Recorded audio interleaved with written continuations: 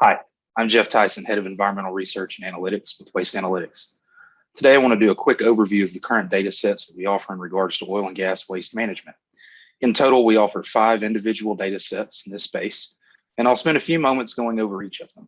For more detailed overview of each of these data sets, subscribe to our channel, as I'll be publishing a series of deep dive episodes over the next several weeks. The waste streams covered in these data sets is drilling waste. That's the waste that's generated when a new oil or gas well is drilled. Our coverage is based on the drilling activity by public companies on U.S. land during the reporting period, and we report that as point-in-time data. All of our data is securitized and mapped back to company name, ticker, and ISIN. First data set is the U.S. oil and gas drilling waste disclosure data. This is an annual data set for assessing and reporting the level of disclosure by oil and gas companies regarding their drilling waste generation and disposal practices. To create this data set, we reviewed the ESG and sustainability disclosures of each of the companies in our coverage, and we summarize what, if anything, they disclosed regarding their drilling waste. This data can be used as a standalone or in conjunction with our other data sets. To see what we published, we mapped everything back to ticker, ISIN, and company name, and we provide the year in which we did the review. Some of the information we provide includes the report date, which is the date that the company issued the report, the reporting period, which is the date range or year that the report covers, the name of the report as it appears on the company's report itself, a link to access the report, the date that we accessed that link. The questions that we sought to answer when we're reviewing these reports include, is there a report? Did the company discuss waste in their report? Did the company provide any metrics within their report, such as reporting metrics table? Did the metrics include waste metrics? Did the company discuss drilling waste in specific? And did the company provide the disposal methods for their drilling waste? We summarized those 6 questions into a disclosure score, which ranges from 0 to 6. Additionally, when we looked at the reports, we sought to answer the question of whether or not the company mentioned GRI, IPECA, SASB, and TCFD. Next is our oil and gas waste volume and management data. This is a high-resolution data set consisting of the volume of drilling waste generated by each company, reported by waste type, region, and disposal method.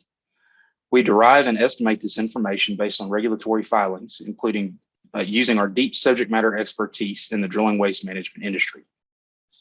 This data set is updated quarterly and can be used as either a standalone or in conjunction with our other data sets. Use cases for this data set include positive and negative screening, engagement, and additive insight, among others. As you can see, we've mapped everything back to the ticker, the ISIN, and the company name. We provide the calendar year for what the data covers, as well as the quarter within that calendar year. Next, we break down the waste management and the waste generation based on the state in which the waste was generated, the type of waste that was generated, the disposal method that was used, and the volume measured in US barrels. Building upon the volume and management data, we developed our EEL, or Estimated Environmental Liability. The EEL is our estimate of the liability created from the generation and disposal of drilling waste. To estimate the EEL, we first determine the most likely remedial option for each disposal method, and then we estimate the associated cost of that remediation. We then use an environmental risk-based model to determine the likelihood of remediation being necessary and discount the total estimated remediation cost by the appropriate risk factor in order to come up with the reported EEL value. Essentially, it is a risk-adjusted environmental liability. This data set is updated quarterly and can be used for positive and negative screening, engagement, cash flow and financial modeling, and risk assessment, among others. Once again, we've mapped everything back to the ticker, the ISIN, and the company name. And similar to our other data sets, we've mapped that to the calendar year, the calendar quarter. We've also reported the number of wells that we analyzed for the corresponding quarter. The total surface acres that we have estimated were impacted based on those waste disposal practices. We provide the estimated liability by quarter, report the total volume by quarter that was generated from all waste types in all states. And again, we have the publication date and any updates that occurred. Next, we have our FEAR rating, which is our proprietary rating system that captures both the financial and the environmental rating for each company. The FEAR rating data set is reported annually and can be used to track the performance of a company over time to determine whether they are improving or getting worse over time based on financial and environmental indicators, or to compare a company with its peers and to identify leaders and laggards. The FEAR rating can be used as a standalone data set or in conjunction with our other data sets. Again, we have mapped that back to the company, the ISIN, and the company name. We also report the year. This is data set is reported annually. Once again, we report the total number of wells, the total surface acres impacted throughout that year, and then the financial aspect of the FEAR rating and the environmental aspect of the FEAR rating.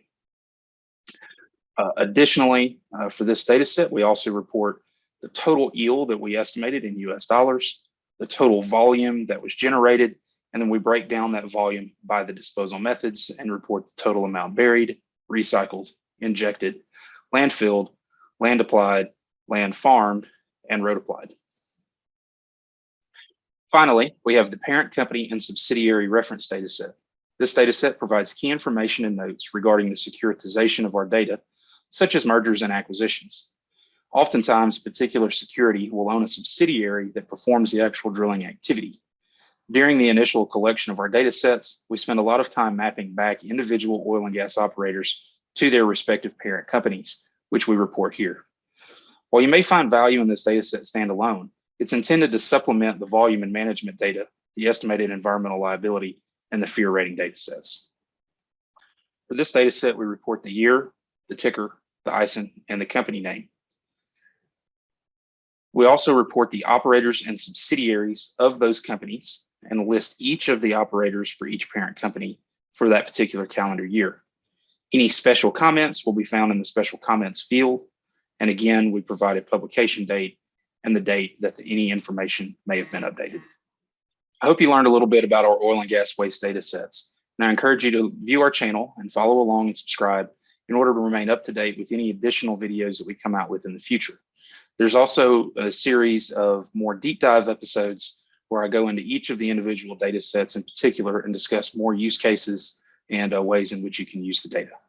Thanks for watching. We look forward to seeing you on the next video.